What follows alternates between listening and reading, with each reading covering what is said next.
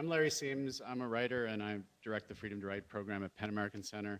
I'm not a China expert at all. I don't speak Chinese, and I apologize for that.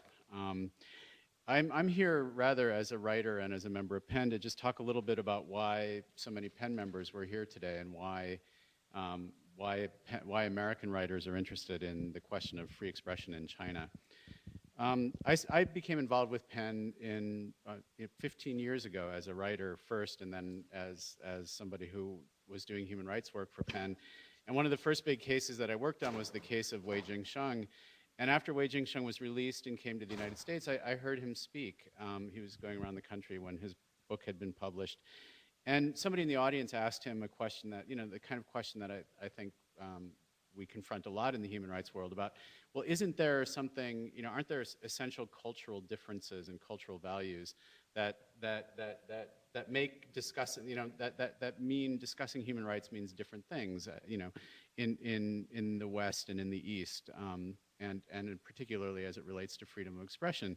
And Wei Jingsheng got very angry at the question. It was quite riveting to watch. And his response was, if you think for a minute that the party thugs in China, when they threw me in jail, didn't understand that they were doing something that was wrong and evil, that they didn't understand that this was about nothing but about brute power politics. And if you don't think that that's universal, then we need to have a real conversation about what it is to be a human being. That these things are universal stories, and the suppression of the freedom of expression is always about the exertion of power.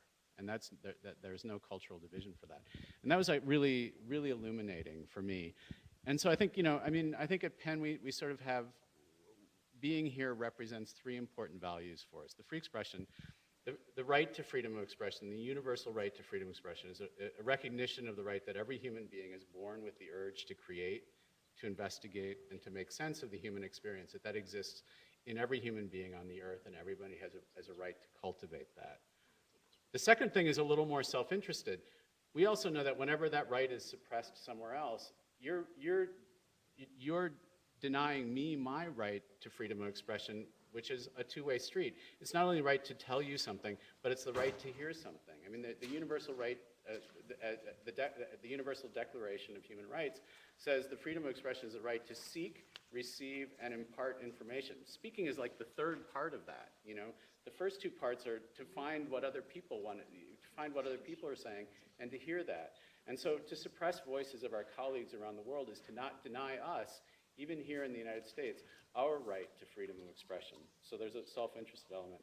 And the third is that we really believe, as Penn, as our founding principle as an organization, that intercultural dialogue is just an essential way to promote human understanding and to prevent international conflict. And I think clearly at this moment in history, with the emergence of China and the interesting relationship that's developing between China and the United States, a real free and open exchange of ideas is more necessary than ever.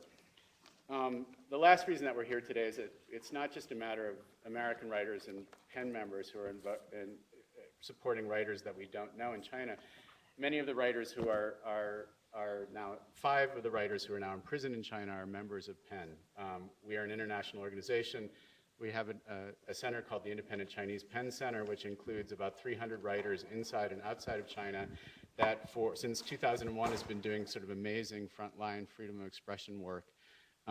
We heard a piece read by Liao Yiwu a short time ago, which was actually an acceptance speech that he gave in 2007 when the Independent Chinese Penn Center hosted an awards dinner in Beijing, or was to host an awards dinner in Beijing. And the week before the dinner was to happen, the officials of the Independent Chinese Penn Center began to get phone calls from the government telling them not to hold the meeting. The hotel called and said they'd canceled the venue. And Liao Yiwu and the other person who was going to receive an award, Li Jianghong, were both detained in advance of the meeting so that they could not go to the meeting. So these are the conditions that our own colleagues are working under in China, and so it's sort of in solidarity with them that we're here today as well.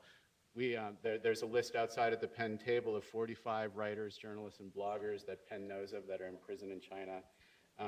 We're here today trying to read their work and to give voice to them, again, because they have a right to say these things, we have a right to hear these things, and we're all better off if we can freely exchange these ideas. Thank you.